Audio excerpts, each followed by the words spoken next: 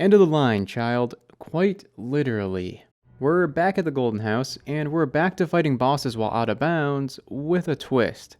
But let's just rewind a bit and take a moment to talk about how all this came about. In my previous Golden House video, all about escaping the fight with Childe and gallivanting across mountains of Mora so big, and that big is for both the size of the mountains and the size of the individual Mora coins, that it looked less like a minting facility and more like the Dragon's Lair from The Hobbit, as some commenters pointed out. And I've digressed. In that video, we largely ignored the battle and interacted very little with our opponent. But someone left a comment that got me thinking. Mech Ninja wrote, "You can go out of the barrier in the story before the fight starts, and bring Childe with you once he goes into Electro phase." It's the latter that piqued my interest. After a reply, Mech Ninja went on to write, "Wish you could get him out while in Hydro, but Electro mode works when he teleports." I never would have given this attack of Childe's a second thought. I mean, it worked like Kaching's teleport, right? Well, Kaching's teleport isn't really much of a teleport. Yes, she moves instantly and can go in a direction of her choosing, but her marker can't be thrown through objects, and any object in the way of a set marker and herself will terminate the movement. Childe, on the other hand, doesn't have this limitation. His is more of a true teleport, a teleport in which the game just boosts him from point A, his current location, to point B, directly above your character's head. The only real similarity is that both Childe and Kaching need a marker. As we can see here, it works. Painfully so. Great, we got Childe out. Cool to fight him outside the confines of the barrier. All's absolutely not done, because of one important detail. Childe's teleport moves him from his current location to above your character's head. So, how far can we push this? After Barbara gets sniped out of the air, we successfully bring Childe with us to the second area. This is the arena that currently has no barrier, and with no barrier to stop us, we'll be taking Childe with us on our trip across the Mora Mountains, all the way to the edge of the Golden House. We have to act fast. If we leave him alone for even a few seconds, he returns to the center of the first arena, and we have to start all over again.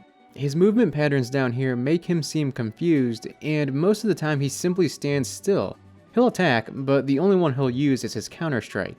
His shield is active and renewed rather quickly, and this loop of attacking him until his shield breaks and charge striking him, while occasionally evading his counter, will repeat for a long time. It's our only method of moving him, however slow it may be.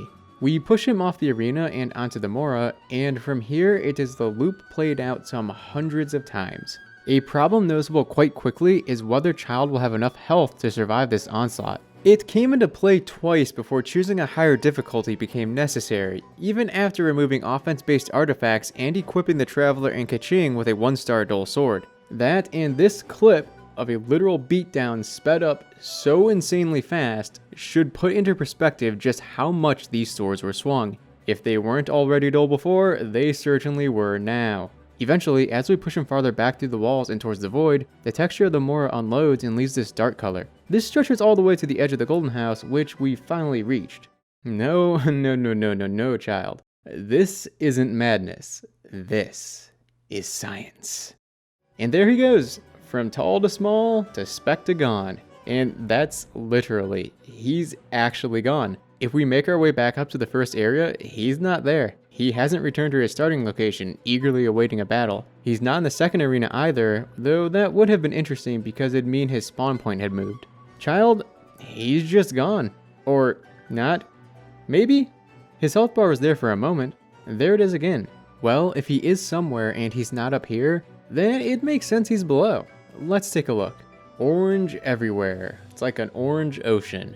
There was no sight of him down here. I'd imagine, unaffected by the teleport barrier as he would be, Childe just kept falling. And speaking of teleport barriers, we do hit one, and when we respawn, so too does Childe. But interestingly, he's back in Hydro form. The remainder of the fight played out normally, except for the fact that I'll never be satisfied by defeating Childe in normal combat ever again. Pushing him into the void felt like a true win, an utter victory.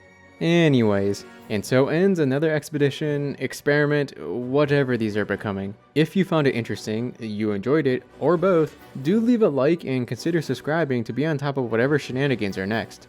This is Musashi, signing off. Till next time.